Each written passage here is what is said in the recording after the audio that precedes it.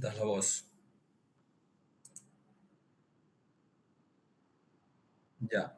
Bien, vamos a presentar el tema del procesos geodinámicos externos, la formación de montañas, el origen y la evolución de los continentes. En el curso de geología, presentado por Canchán Cárdenas Marcos y mi persona, ¿no? Marcos Cuadros Quispe. Vamos a proceder con la diapositiva siguiente, que es el motor terrestre. La Tierra es un sistema dinámico. Es un sistema dinámico porque nada es estático. La energía circula, la materia se recicla y cualquier cambio en un componente genera una reacción en cadena en todo el planeta. Las fuerzas endógenas son aquellas que se originan en el interior de la Tierra. Son las responsables de construir el relieve, creando las grandes estructuras geológicas de nuestro planeta. Las fuerzas exógenas. Las fuerzas exógenas son el proceso de limado constante de la superficie de la Tierra. Sin ellas, las montañas crecerían infinitamente. Gracias a ellas, tenemos suelos fértiles y paisajes variados. A continuación, vamos a presentar un video donde nos ayude a entender más lo que se ha explicado. Así se forma una montaña. Según la teoría de la tectónica de placas, las cordilleras del planeta son arrugas de la litosfera continental generadas por las colosales fuerzas convergentes propias de los bordes de placas que colisionan. Las enormes masas de litosfera se levantarían al plegarse, de forma parecida a como sucede en este bloque de plastilina cuando lo apretamos desde sus extremos. La mayor parte de las cadenas montañosas aparecen como elevaciones paralelas a los bordes de placas litosféricas convergentes, al levantarse, arrugarse y fracturarse la litosfera de la placa continental que colisiona. Podemos ver cómo ocurre esto en esta simulación. Las planchas de goma espuma representan la litosfera de dos placas que colisionan. El abombamiento de la plancha azul representa la cordillera que se origina sobre la litosfera continental. Bien, ahí hemos visto el video cómo Así se forma una montaña. las montañas. Eh, Vamos a pasar con la siguiente diapositiva, que son los procesos geodinámicos externos. Vamos a hablar de la meteorización, que es el proceso de desintegración o alteración de las rocas cuando entran en contacto con la atmósfera y el agua y los seres vivos. A diferencia de la erosión, la meteorización ocurre in situ, es decir, la roca se rompe o se pudre en su lugar sin ser transportada todavía. La erosión es el proceso geológico de desgaste y transporte de materias, roca y suelo de la superficie terrestre. A diferencia de la meteorización, que solo rompe la roca, la erosión implica el movimiento de estos fragmentos a una nueva ubicación. Podemos dar ejemplo el Gran Cañón de Colorado en Estados Unidos. Es un ejemplo clásico de erosión fluvial, que durante millones de años el río Colorado ha excavado la roca, desgastándola y transportando los sedimentos. El resultado de esta es una garganta de casi 2 kilómetros de profundidad, que muestra las capas de la historia geológica. El transporte es el proceso intermedio de la geodinámica externa. Ocurre después de que la meteorización y la erosión han desprendido fragmentos de roca y antes de que éstes se depositen en la sedimentación. Consiste en el traslado de los materiales erosionados llamados sedimentos o clastos desde el lugar de origen hasta las cuencas de sedimentación. Como medios de transporte tenemos el agua de los ríos y mares, es el agente más importante. Los ríos llevan sedimentos desde la montaña hasta los océanos. El viento, que transporta las partículas finas de arena, limo y polvo a grandes distancias. El hielo de los glaciares mueve grandes bloques de rocas que son agentes que podrían cargar. y la gravedad que provoca la caída directa de materiales por pendientes. La sedimentación es la fase final de los procesos geodinámicos externos. Consiste en el depósito o asentamiento de los materiales que han sido erosionados y transportados. Ocurre cuando el agente geológico, el agua, el viento o el hielo, pierde energía y ya no puede seguir cargando los sedimentos. ¿Y dónde ocurre? En las cuencas sedimentarias. Los materiales se acumulan en zonas bajas llamadas cuencas sedimentarias, las, las cuales como más comunes tenemos la desembocadura de los ríos, el pie de las montañas, los fondos oceánicos y lagos y las dunas y desiertos. Vamos a pasar a mostrar un video que nos ayude a entender lo ya descrito.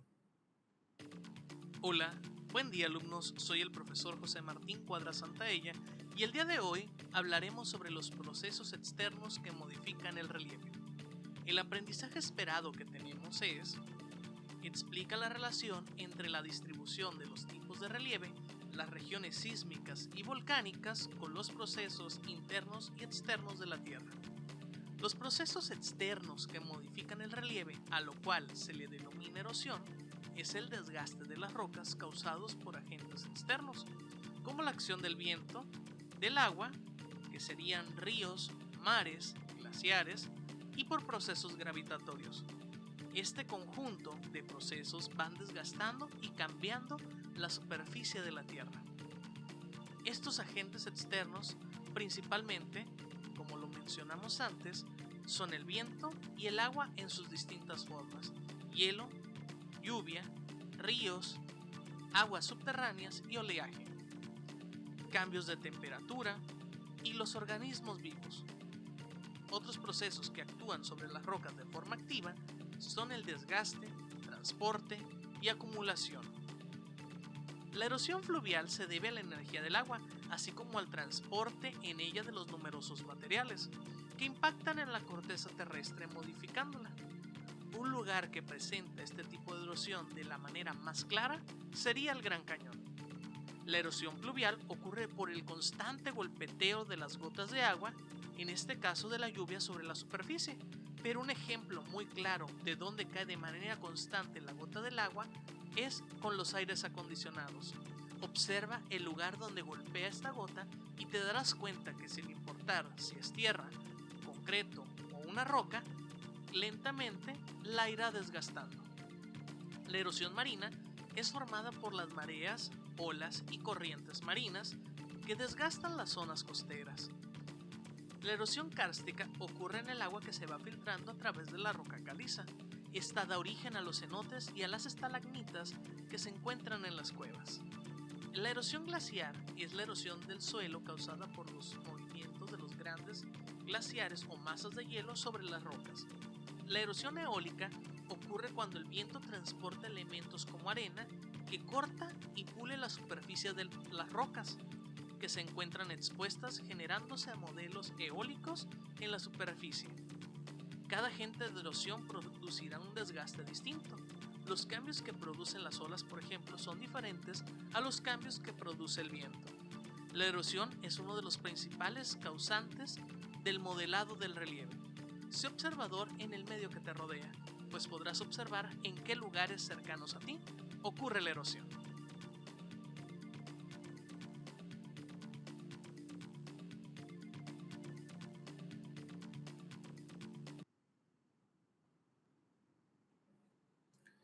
Bien, es interesante el video que acabamos de ver.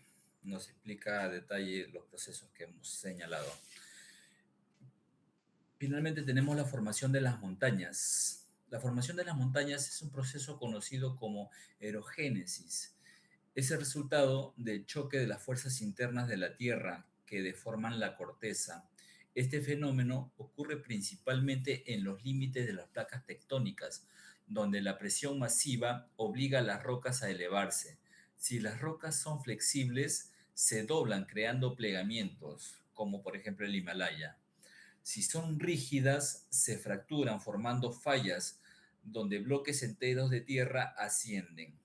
También pueden nacer por la acumulación del magma en zonas de vulcanismo Una vez que la montaña emerge, el sistema dinámico se completa cuando las fuerzas externas, las lluvias, el hielo o el viento, comienzan a erosionarla, estableciendo una lucha constante entre la construcción interna y el desgaste externo que define el paisaje del planeta.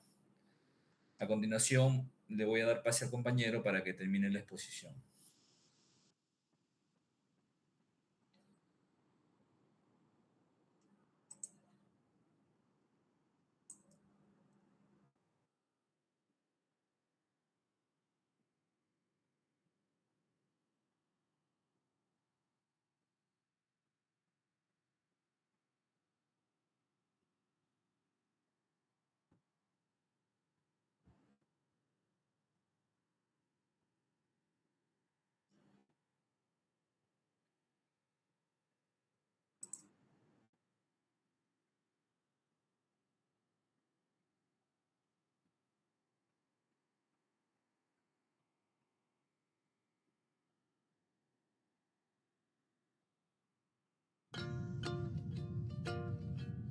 Aunque parezca que la superficie de la Tierra es muy estática, en realidad se mueve. El aumento y la disminución del calor en el interior de la Tierra provocan corrientes de convección. Estas pueden empujar las placas, lo que hace que se separen algunos centímetros al año. Puede parecer insignificante, pero los efectos son terroríficos. Es lo que provoca los terremotos, produce los volcanes,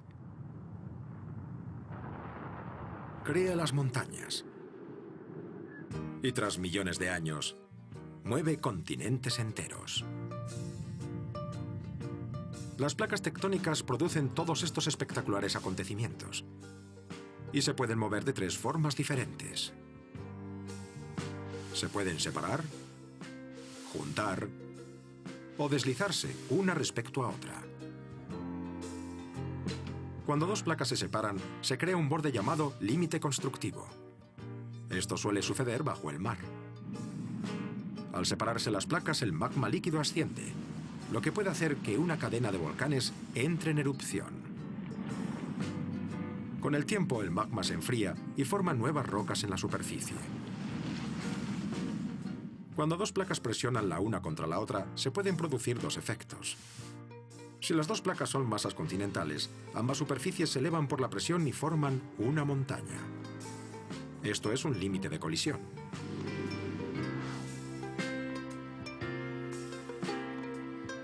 Pero si una placa oceánica choca contra una continental, la oceánica, de mayor densidad, se mete bajo la otra, en un proceso llamado subducción. En este caso se trata de un límite destructivo.